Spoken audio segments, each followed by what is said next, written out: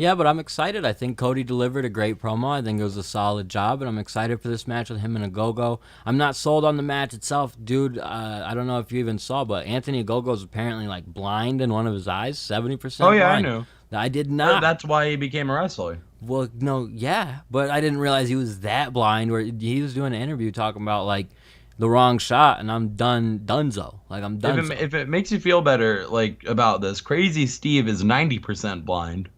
And he's in Impact, barely working. So he got fired from Impact. What does that say about Ogogo? Well, he was a good wrestler, though, is my point. Ogogo he's fine. I'm just saying, I'm not even concerned about his talent. I'm worried about watching it. Every time I watch him wrestle now, I'm going to be worried he's going to go blind. Sure, yeah. That feels like a baby face to me. Like, I don't know. But it's all right. They follow this up. We got a nice little SCU versus Young Bucks promo for their match. The tag title match happened. Young Bucks pick up the win, about 14 minutes. We talked about pretty much everything in this, right? We talked about I didn't talk about the fact that JR said they were number one contenders for 10 weeks. And I fact-checked this, and they were. And that is ridiculous. That is ridiculous. That is the most ridiculous shit. I understand the story. Didn't they have to win a match to get the title match? Yes. Last week, they had to win a number one contenders match after being number one contenders for 10 weeks. I don't know if, like, there's a big story behind this, like, in storyline where maybe the Young Bucks at this point have got Tony Khan in their back pocket or something, right? Maybe because Kenny's bringing in so much Impact money holding the Impact belt or something. I don't know what it is, but they paid off Tony Khan to say, hey, don't give these guys a match. We're really scared of them. And, yeah, I don't know. Maybe that's the only thing I could think of, right? Like, why else would Tony Khan not give them a title shot? Why else because is Tony the Khan systems are bullshit. Why else is Tony Khan not giving Hangman Page a title shot? Everyone shits on the rankings. I love them. I love rankings. I love the fact that they do it. I think that they do a decent job, but then shit like this happens where I'm like, fuck, man. Like, I really just hope a story comes of it. And I don't know if that means that Tony Khan becomes an evil boss, but to me that's what it feels like. He's not putting Hangman in the title shot. Hangman loses the opportunity, essentially. He's not putting SCU in that title shot. Makes him wait 10 weeks to get it. Makes him have a number one contenders match to get it. And then this is what happens because of it. Like, it's just... And look, the SCU, they're trying to break up and have a sad moment, and they just cut to the back. Eddie Kingston, John Moxley, destroying the Elite. That was really bad. Nah, the Young Bucks did it on purpose. They told Tony Khan, like, get that shit off my TV, dude. We don't do that. I don't know if I can buy this theory, but I'll respect it. When it happens, man, gonna be crazy. Tony Khan, evil heel manager. Just wait for it. Yeah, that's what we got though. What'd you think? Moxley and them destroying the Elite's dressing room. Don't really understand all that. I didn't understand it at all. Apparently, it made them very mad. We'll get to there. They were pissed. They were furious. How dare they flip tables? Oh, yeah. I know. And then Christian cuts a promo after that. He's got an open challenge for Team Taz, and apparently Matt Seidel has just become an honorary member. This is an open challenge for Team Taz. We were supposed to be seeing Christian Cage versus his son, Brian Cage, next week, and we cannot see that now because of Matt Seidel, the scumbag who comes out and has to cut this promo talking about how he wants a match next week. When he did the Casino Battle Royale, he fell on his head. They want me to care about Matt Seidel. I get it. He's been having amazing matches, but he needs to win more on Dynamite. Like he needs to beat people on Dynamite. And he needs to be in some kind of like actual program and not even on Dynamite, just anywhere. Well, he was just in a short program with Kenny. Yeah, short one. Yeah, that's what even legitimizes him enough to even be talking to Christian Cage. That's in my true. opinion. Yeah. Like this is. I'm not trying to shit on Matt Seidel. I think he's had amazing matches, and the match itself is great. Like building up to it, whatever, it's cool. But they just tried to make me feel like he was too important for where he's been. I would love to have seen him just beat. And like I love Ricky Starks, but maybe a win over Ricky Starks, who's not doing as much right now. Like someone of that caliber, right? Not just a jobber is essentially what I'm trying to say. Like someone legit-ish, in that like Ricky, anybody like that. So. Not just Mark and Stunt. Like Danny Limelight, Jungle Boy, whoever. Dude, I'm hype you put Danny Limelight in there, but a win over Danny Limelight does not do that much for me. A Jungle Boy win, though, for sure. We then get to Pac versus Orange Cassidy. We've been talking about this match. I don't know if we even considered the fact that they would go to a time limit draw as they were supposed to. I don't know why we didn't. I don't know because we're past the PTSD. Like we've gotten past a lot of it, right? Because this is a WWE style thing. This is why some people were frustrated with it. So we didn't even think for a second like, oh, one of these guys is going to, or neither of these guys are going to lose. Like, they're going to have a triple threat. I'm glad they did it this way. I prefer the booking style of it. Everyone was kind of confused at the situation, didn't love Kenny getting involved and hitting him in the back of the head. And I understood that, but then we find out OC was injured, so they had to call an audible. This was supposed to be a time limit draw. I think that would have been a lot of fun. It's unfortunate they couldn't get there. It's very unfortunate. That would have been really, really cool because it would have made Orange Cassidy look like that contender that we said he wasn't. Yeah, it would have. It would have helped solidify him a lot. It would have probably been one of my favorite time limit draws they would have done because even down to the last second, each of these guys really have a move that they could connect on and win within 3 seconds. So I would be buying into it. I would be thinking, oh, they might go that route, but because they've done a good job at not setting, I don't even know they've done many triple threat matches in general. So I don't think they've done any. Yeah, so I wouldn't have necessarily anticipated it. And again, like, they did the right thing. They made the smart decision. I think they were worried OC could have been concussed or whatever. You don't want to keep that going for 7 minutes. Like, it's one thing. It's one thing when you know, okay, he could have been concussed. And I don't even think that the news of that has come out. I think he might have just been stunned for a minute and is fine. But when like you're in the back, or something, yeah, but when you're in the back and you're like, oh, he could be potentially concussed, like, go to the finish now immediately. Don't let them go another 7 minutes. Like, that's the difference between this match and any other match, right? Because if it's a regular match where there's going to be a finish, someone's going to get pinned, oh, you just go to the finish early, right? This goes another minute or so. They knew this had 7 minutes left, so they made the right decision. Can't be mad at it at all. I think it's an even better decision to have this triple threat match. Still not really concerned for Kenny to lose, but I have a lot more potential. Like, you never know. Yeah, you never know. And with the thing a lot of people are saying is like, oh, AEW did the finish. They said they were never gonna do. It's like, fuck you, dude. He was hurt.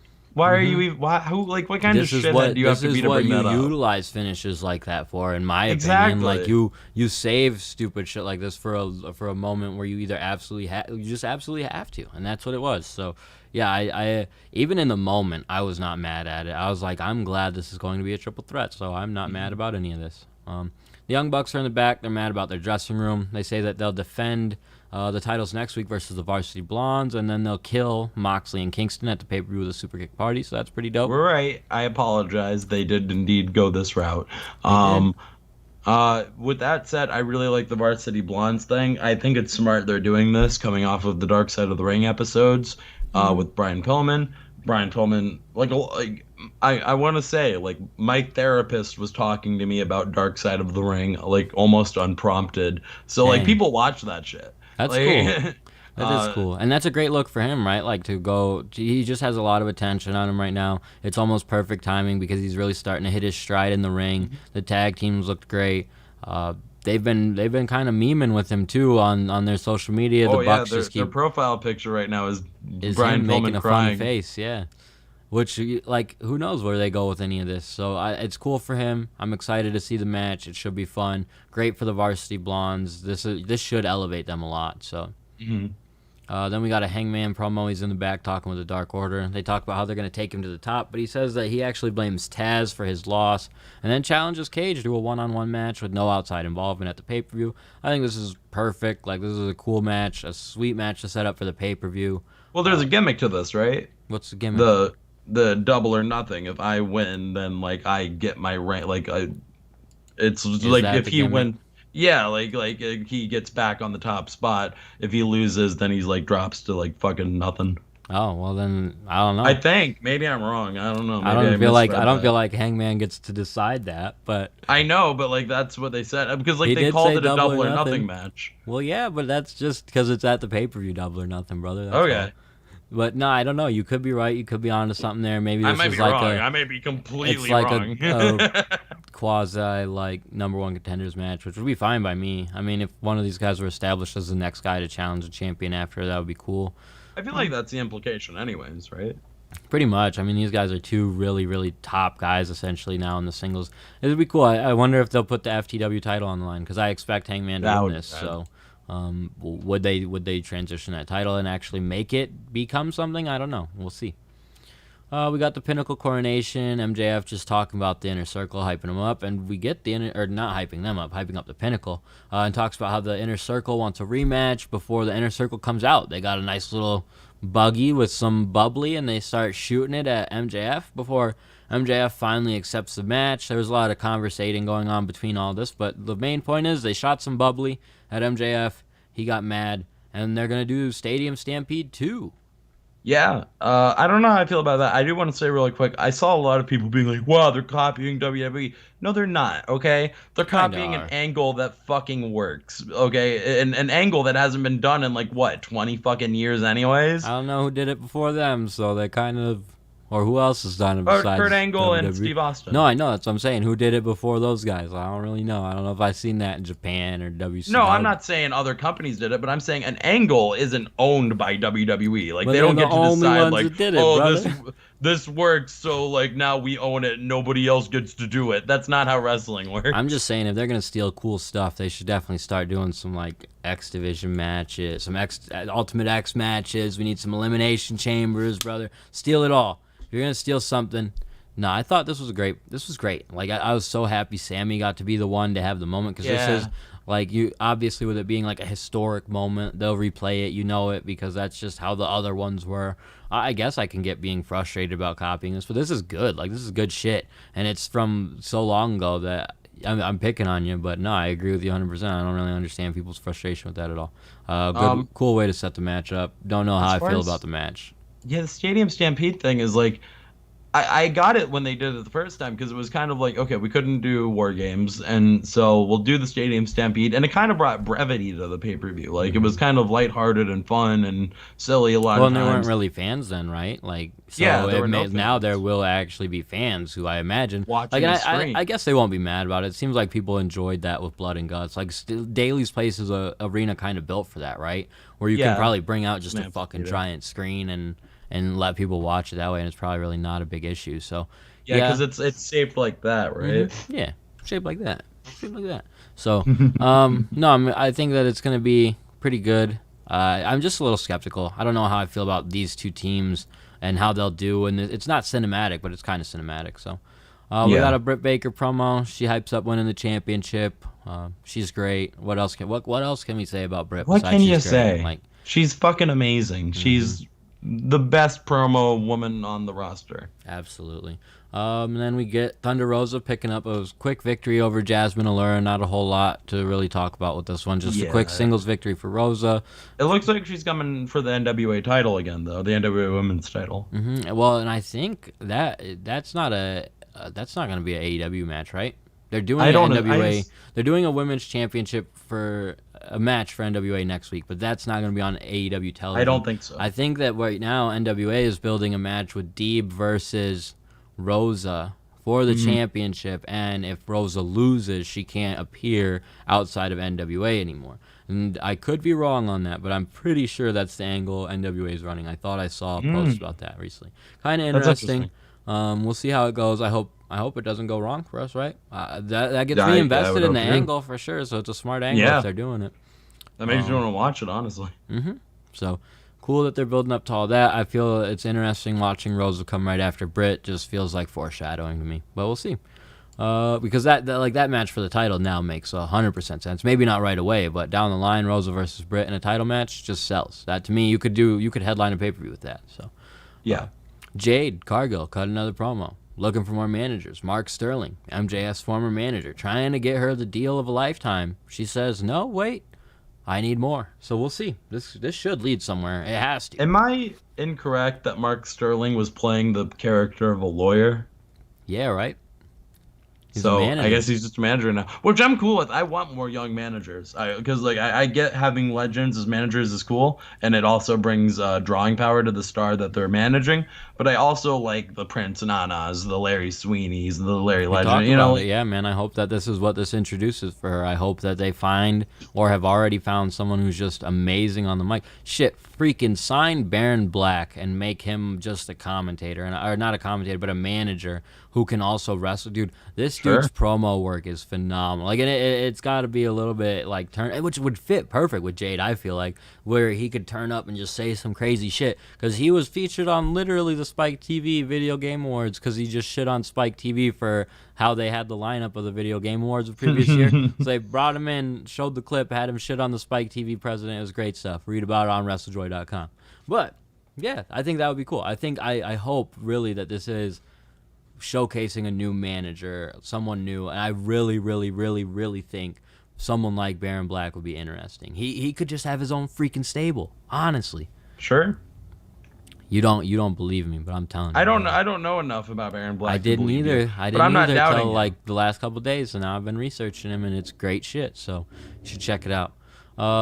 Main event, we had to check that out. Miro picking up the victory over Darby. There were a couple minutes I was thinking this might not happen. Like Miro is destroying this freaking dude for so long, and I was like, he's gonna do it. He's gonna come back. But no, Miro picks up the victory after referee stoppage. This was really good. The match itself was really great. We had Ethan Page and Scorpio Sky getting involved, beating up Sting a couple different times. After the match, they beat up Sting, and the Dark Order made the save. So I really think that they're going that direction, which is cool. Like, it's cool because it was something they could have done early on and tried to throw Sting in there, but they let it become a natural thing, right? Yeah. Where it's a natural occurrence. It Just doesn't kind have of let to. it play out. It's just a story that worked into itself. I don't know if they ever had the plan for this. If they did, that's cool, but I think this could have just been something that came together. And something else that's cool that came together at the end of this show, looks like we might see Archer versus Miro either at the pay-per-view, or I would be fine doing that the following Friday. Like, that would be really smart to me. Yeah. I would love Go ahead. that match. That's first of all, it's a Haas match, not a Hosh match. But it's a big boy match, which is all I want, and it's with Lance Archer, which is all I want. So yes, please. Dude, and Cody's been hyping up Miro as being like a really great big guy that they've added to their roster, and I'm glad that I think this is the beginning of us getting to see that. So Yeah. it's cool for AEW to kind of have a little bit more to their heavyweight division just by adding a guy like Miro and then doing a match against Archer. Like, that really solidifies some stuff. It helps elevate that title because it's like two of the biggest guys on the roster. I don't mind them not doing it on the pay-per-view. Like, I would love to see that title get some love on the pay-per-view, but I understand if they don't necessarily, because I don't know if they've ever had it defended on the pay-per-view. I feel like once or twice, and that's where it becomes tough. Like, early on, they didn't necessarily establish or have established within themselves like what they wanted to do, so they kind of had to have a couple TNT title matches on pay-per-view, and now they don't so much anymore. So we'll see. I won't be mad. I like that. Imagine adding that to that card they've already put together for the pay-per-view, though. Miro versus Archer, like, that would be pretty cool. That would be great.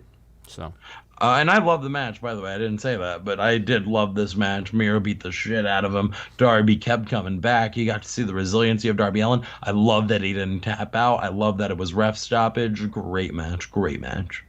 great match, solid story. Everything in it was perfect. You have a perfect way to build up Darby and Miro again. Like, they've done a really good job now with this TNT title, where almost short, like, sweet 3-week feuds or 2-week feuds, or maybe even the matches next week type of thing, feels so much better for this title and adds so much to their television product, right? Because we're talking about, okay, let's do Miro versus Archer in 2 weeks. Then say you do 2 weeks from that, Darby has had a month to recuperate, you do a rematch. And then you have Miro against, like, you have a really good position. You bring back Johnny Hungy, have him get a match against Miro, like, just the alternative people you can bring in now to match up against Miro as television main events is incredible. It's like they've done a good job with that. So And those are going to be quality matches. Shout out to all of Darby, them. shout out to Cody Rhodes, shout out to Brody, shout out to Archer. He was champion for a little bit, right? The TNT champion? No? Okay, well, shout out to him anyway. But yeah, all the TNT champions have done a good job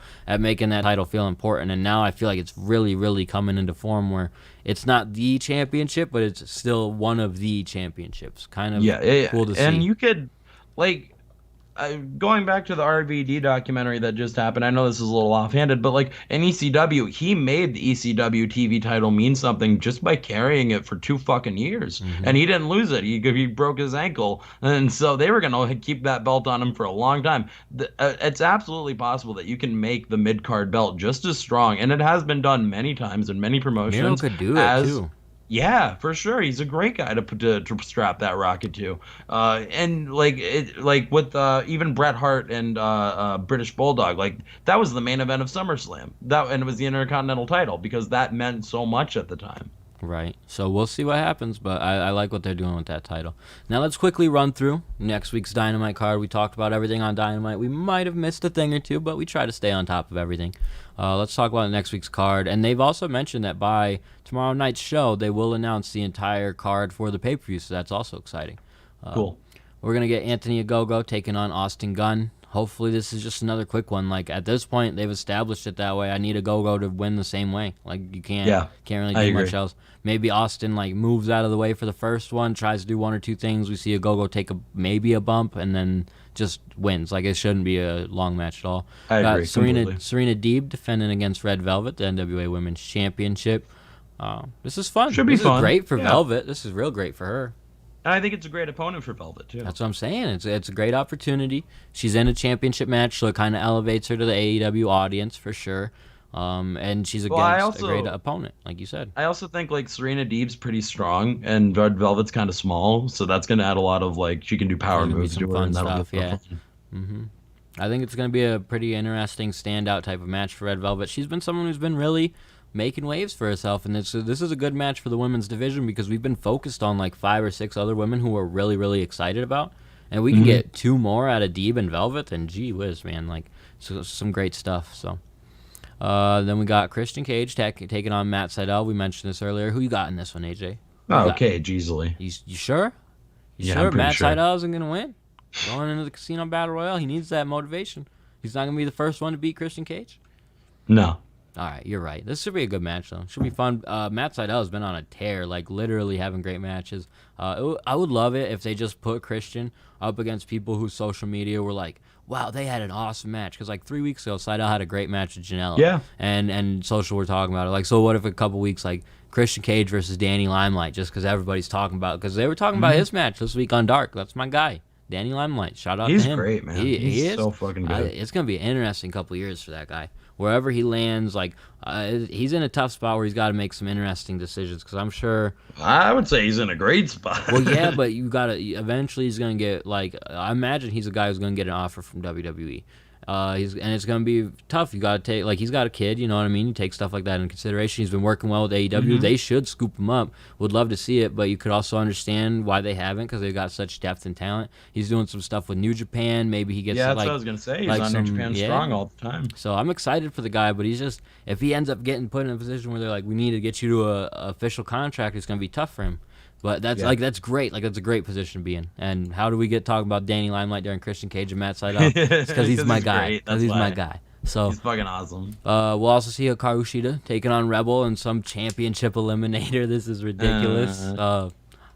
I don't know. I don't. The Rebel stuff doesn't sell She's me. not but good, and like I love her. I love Rebel. She's so awesome. She's such a great character. She's not a good wrestler. Yeah, I don't know. And this is like it makes sense to build into the match with Britt and like Rebel was talking shit and stuff. So the segment that promoted this was pretty cool. It featured Chris Statlander. I imagine they're gonna do Chris and Sheeta versus Rebel and Britt next week, but we'll see.